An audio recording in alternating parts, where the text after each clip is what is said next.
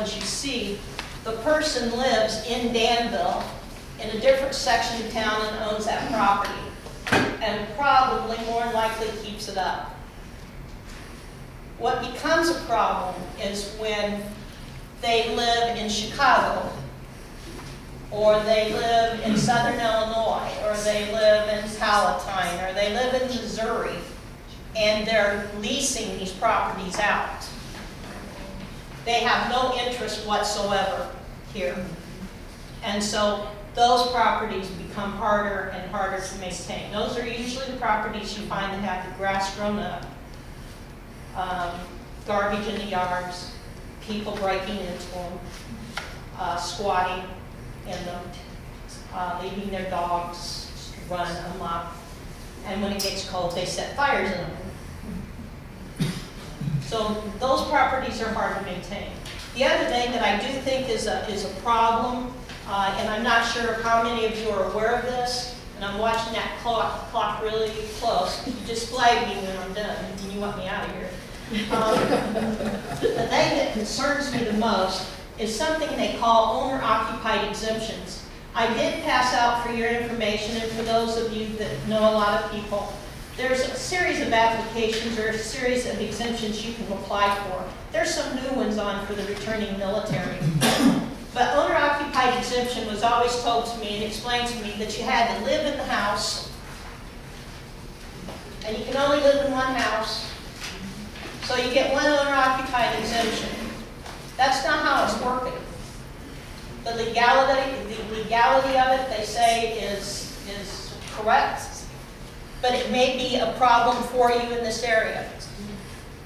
You have a person that lives here, and how the operation works is you, the person, say, I own the property, I don't live there, and I come up to this nice woman and I say, you know, your rent's $500.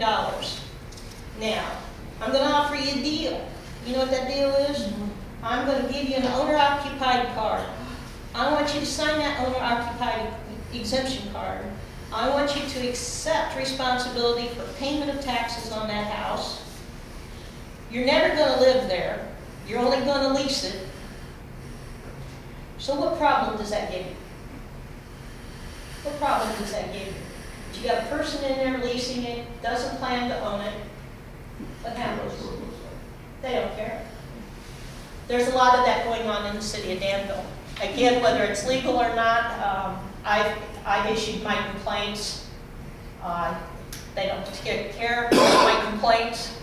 However, what it does is decrease the value of the home. Now, the other part of it, and it can't be confused with this, if it's a contract for deed, it's legal, but you're purchasing it. Contract for deed means you're purchasing it. At the end of it, you're going to be given a deed that says you're a happy homeowner. What they're doing on some of these is that they get her to sign the owner-occupied card, because you know, darling, if you don't sign that, I'm going to raise your rent $50 a month. So really, you're responsible for the taxes. You see what I'm saying? You're really responsible. So they get you to do that, and you record that. You don't record it. Why would I do that though? Save $50 a month. Oh. Yeah, and so people jump on that, but they never are going to own that house. This is just a lease. So I caution you to watch those, and the people that represent you here in this neighborhood are very aware of that deal going on, and so they watch those properties. But I gave you a list so that you can look at those. Do you have any questions? Yes. A lot over the last several years has been on the news or on the television ads about reverse mortgages and so forth. And I assume that's where the bank basically is buying your house back a month at a time. At the end of that term, or when you pass away and it doesn't go to your family, the bank owns it again. Does that go through your office, the recording of that transaction, or do you know anything about that? Anything that deals with the land and the recordation of it comes through our office, and the paperwork does come through it. Well, I see it on television all the time where they're trying to convince people, you know. They usually get on an older group of people. Right. They target older people, yeah, and that's a good question. And that's something you have to be very cautious of. People cannot pay, a lot of times when they get older and in this depressed economy, they can't pay their taxes. So then these banks are really happy to do reverse mortgages. And they will loan you the equity out of your house to a certain point. At a certain price.